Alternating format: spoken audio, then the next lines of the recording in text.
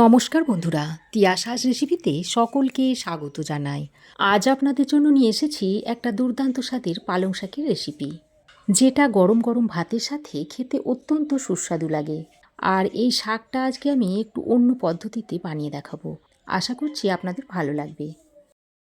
তো পালং শাকের দুর্দান্ত স্বাদের নতুন রেসিপিটা তৈরি করার জন্য আমি এখানে নিয়েছি আলু, নিয়েছি কয়েকটা শিমকে দু টুকরো করে, একটা টমেটোকে লম্বা লম্বা করে ফালি দিয়ে নিয়েছি, একটা মাঝারি সাইজের বেগুন এরকম ছোট ছোট করে টুকরো করে নিয়েছি, আর নিয়েছি একটা মূলোটাকেও এরকম করে কেটে নিয়েছি, আর একটা কাঁচা লঙ্কা নিয়েছি। এক আটি পালং শাককে আমি ভালো করে পরিষ্কার করে বেছে কেটে আমি ধুয়ে নিয়েছি, তারপরে জলটাকে ঝরিয়ে নিয়েছি। এবার আমি রান্নাটা করার জন্য কড়াই গরম করে দিয়ে দিচ্ছি সর্ষের তেল। তেল ভালোভাবে গরম হয়ে এর মধ্যে দিয়ে দিচ্ছি একটা তেজপাতা, একটা শুকনো লঙ্কাকে ছিঁড়ে দু টুকরো করে দিয়ে দিচ্ছি, আর হাফ চামচ মতো গোটা জিরে দিয়ে দিলাম।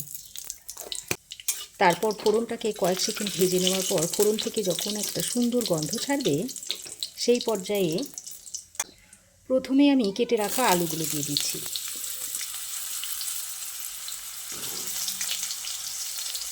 এবার আলুটাকে কিছুক্ষণ ভেজে নেব। আলু কিছুক্ষণ ভেজে নিয়ে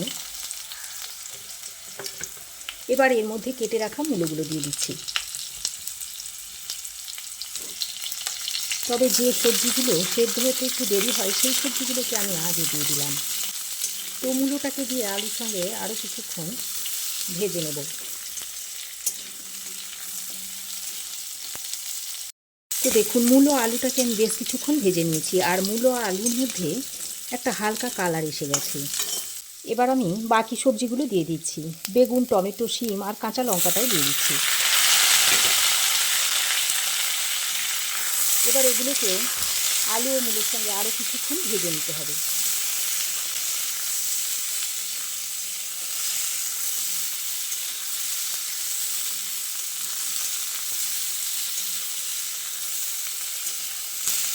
এখন আমি নুনটা দিচ্ছি না, নুনটা দিলে সবজিগুলো খুব ভালো করে ভাজতে, নুনটা দিলে সবজি থেকে জল বেরিয়ে যাবে আর সবজিগুলো ভালোভাবে ভাজা যাবে না, তাই নুনটাকে পরে দেব।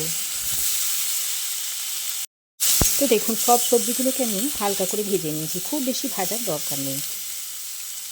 এবার আমি প্রথমে নুনটা দিয়ে দিচ্ছি, তরকারির স্বাদ মতো সব নুনটাই এর মধ্যে দিয়ে দিলাম। অল্প পরিমাণে একটু হলুদের গুঁড়ো দিয়ে দিচ্ছি, হাফ চামচ মতো জিরে গুঁড়ো দিয়ে দিলাম, হাফ চামচ দিয়ে দিচ্ছি ধনে গুঁড়ো, কোয়াটার চামচ মতো দিয়ে দিচ্ছি ঝাল লঙ্কার গুঁড়ো, আর দিয়ে দিচ্ছি 1 চা চামচ মতো আদা ও রসুনের পেস্ট। এবার সামান্য পরিমাণে জল দিয়ে সব কিছুকে একসঙ্গে ভালো করে কষিয়ে নিতে হবে। আর এই সময় গ্যাসের ফ্লেমটাকে লো টু মিডিয়ামে রেখে সবজিগুলোকে খুব ভালো করে মশলার সঙ্গে কষিয়ে নিতে হবে। এখন আমি একটা ঢাকনা লাগিয়ে সবজিগুলোকে 3 থেকে 4 মিনিট মতো ভালো করে কষিয়ে নেব। আর এইভাবে ঢাকা দিয়ে সবজিগুলো কষানোর ফলে সবজিটা যেমন খুব ভালোভাবে কষানো হয়ে যায়, তেমনি সবজিটা ভালোভাবে নরম হয়ে আসে। তো ঢাকা দিয়ে আমি 3-4 মিনিট রান্না করে নিয়েছি, আর সবজিগুলো দেখুন খুব ভালোভাবে মজে গেছে। এবার আমি যে পালং শাকগুলো ধুয়ে রেখে দিয়েছিলাম সেগুলো এর মধ্যে দিয়ে দিচ্ছি।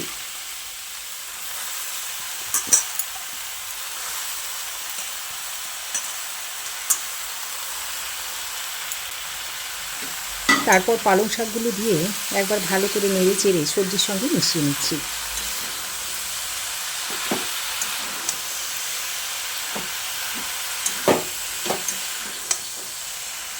আর এই পর্যায়ে গ্যাসের ফ্লেমটাকে লো টু মিডিয়ামে রেখে দিতে হবে।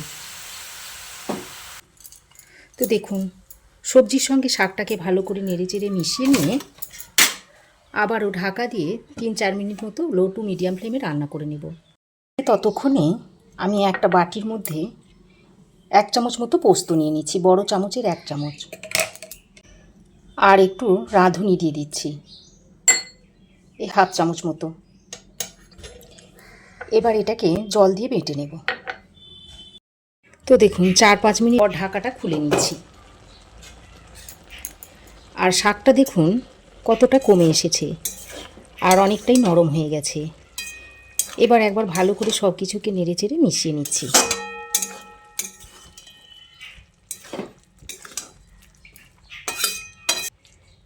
দেখুন মূলো আলু সব কিছু ভালোভাবে সেদ্ধ হয়ে গেছে।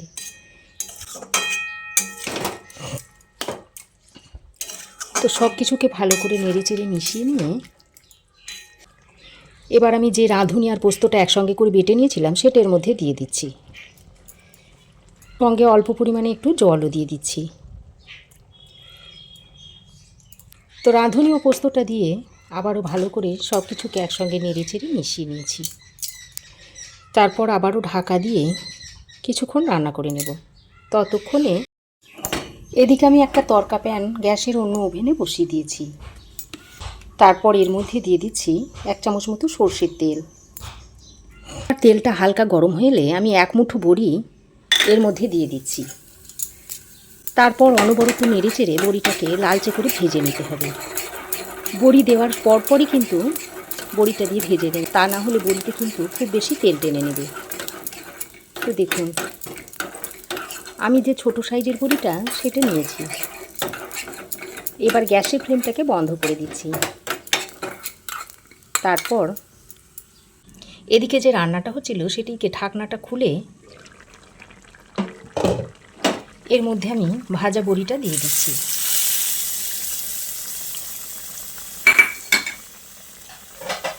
তারপর ভাজা বড়িটা দিয়ে শাকের সঙ্গে ভালো করে নেড়েচেড়ে মিশিয়ে নিচ্ছি।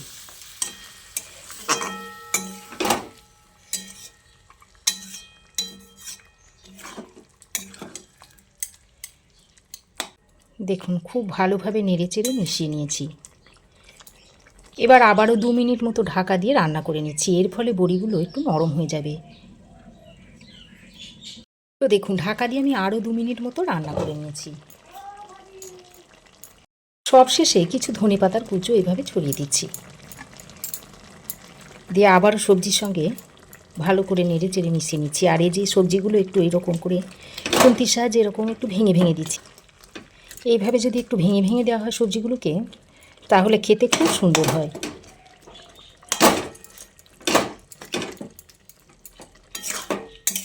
স্বাদের ব্যালেন্সের জন্য অল্প একটু চিনি দিয়ে দিচ্ছি। তারপর আবারও ভালো করে নেড়েচেড়ে মিশিয়ে নিচ্ছি। তবে যারা চিনি পছন্দ করেন না তারা দেবেন না। তো দেখুন আবারও ভালো করে নেড়েচেড়ে সব কিছুকে মিশিয়ে নিচ্ছি। তো রেসিপিটা এখন সার্ভ করার জন্য একেবারেই রেডি হয়ে গেছে। এটাকে সার্ভ করে দিচ্ছি। পালং শাকের রেসিপিটা এখন আমি একটা প্লেটের মধ্যে সার্ভ করে দিচ্ছি। আপনারাও একবার এইভাবে তৈরি করে দেখতে পারেন, দেখবেন খেতে ভালো লাগবে। তো আমার এই আজকের দুর্দান্ত স্বাদের পালং শাকের রেসিপি আপনাদের কেমন লাগলো অবশ্যই একটা কমেন্ট করে জানাবেন। ভালো লাগলে একটা লাইক ও শেয়ার করবেন।